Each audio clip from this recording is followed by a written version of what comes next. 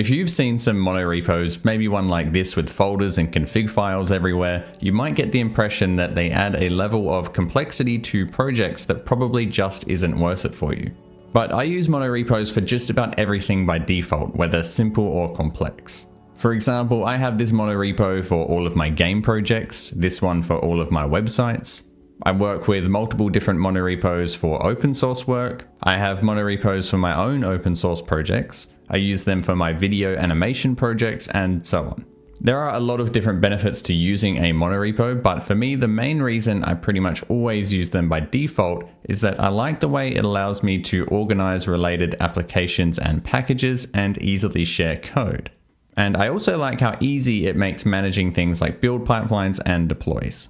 And monorepos don't need to be all that complex. You can start with something very simple that can grow with you as you need more complexity if you ever need it. I'm going to show you how to set up a simple monorepo for multiple applications with pnpm workspaces, and then we will add NX to that for some extra power. So all we need to do to get started is to create a folder for our project and run pnpm init. This will create a package.json file for us. We won't need the main entry in the generated package.json or these scripts, so we can remove them. Now, there are a few different ways you might go about structuring a monorepo, but we are going to use a common approach for application-focused monorepos by creating an apps folder and a packages folder. Or you might prefer to call the packages folder libs or something else. It doesn't really matter. The apps folder will contain our full application projects, and the packages folder will contain our shared code, which might be built packages, or they might just be folders that export code without any build step.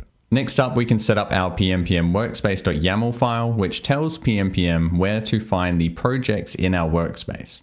I usually nest folders in my packages or libs folder, which is why I'm using a different glob to find packages. And that's pretty much all the setup we need to do. We're ready to start adding projects to the monorepo now. For example, let's say I want to add an Astro project to this workspace. I can just follow the standard Astro installation steps to create the project inside of the apps folder. The only extra thing we need to do is give the project a name in the package.json folder of the generated app. In the case of Astro, one is already generated for us. And that's all we need to do. pnpm already knows how to find this project since we added this glob to the pnpm workspace.yaml file. Now we can execute commands from the root of our workspace using the name of the project we supplied to pnpm like this. This is just using the default dev command that comes by default in an Astro project. You would just modify this based on whatever command you want to run for whatever type of application you created. We could repeat this process as many times as we like to add more applications to the monorepo. For example, if we look at the monorepo for my video animation projects, you can see that I have a lot of applications in here. Now, you don't have to add NX right away, or at all if you don't want to, but I love the tooling NX provides and don't really see a reason not to just add it by default. So at this point, what you could do is add NX by running this command.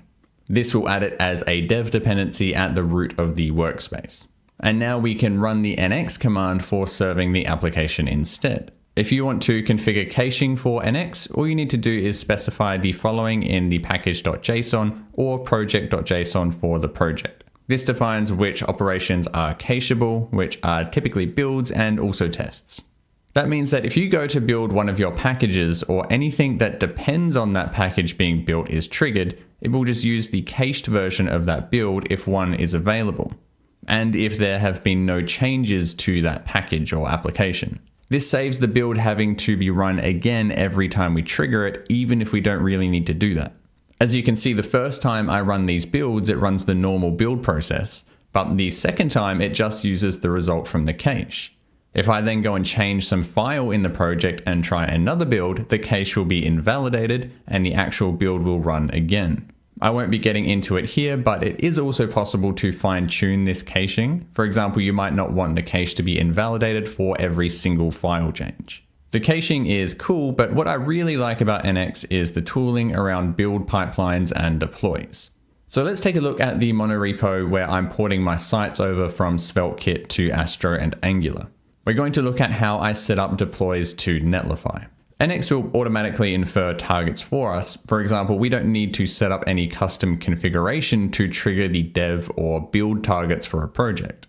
But if we want to, we can create this project.json file to have greater control over what happens when various targets are triggered. You can see here I've modified the build and dev targets so that when they are triggered, these custom tasks will be triggered. These handle copying various files and folders, which I need to happen for reasons. But I've also added additional targets, like this functions target that will handle building my Lambda functions, along with some unfortunate shenanigans required to make it all work smoothly.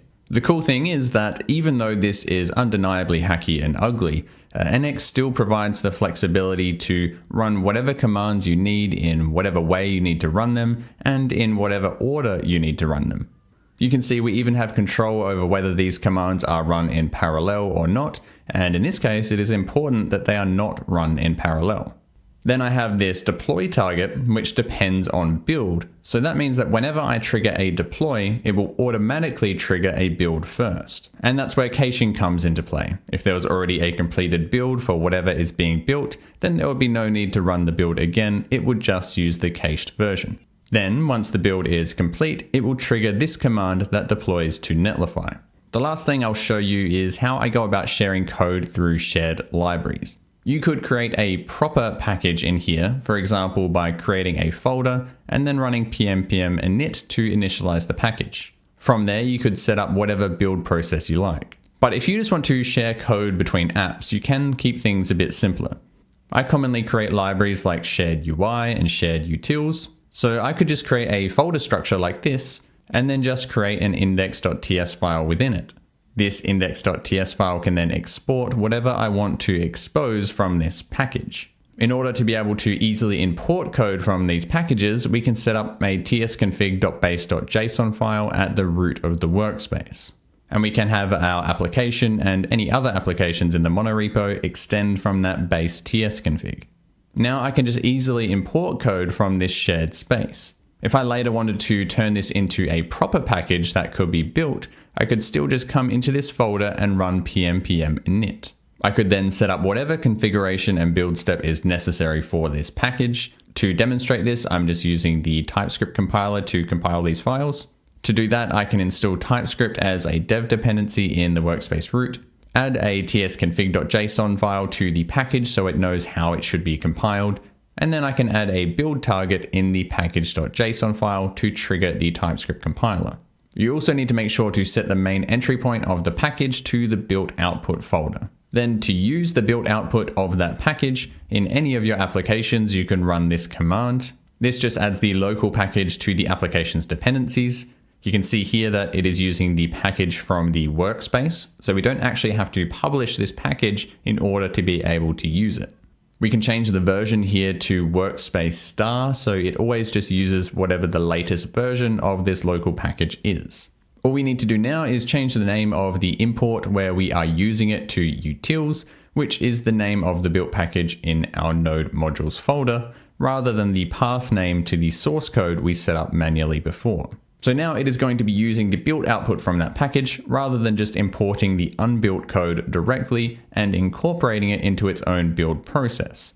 Exactly how you go about setting all this up is going to depend on what sort of features you need, but the main point of this video was to show that a basic monorepo does not require much complexity at all to set up, and you still have the option to expand that complexity as required. If you found this video helpful, a like or subscribe before you go would be greatly appreciated, and I hope you stick around for the next video.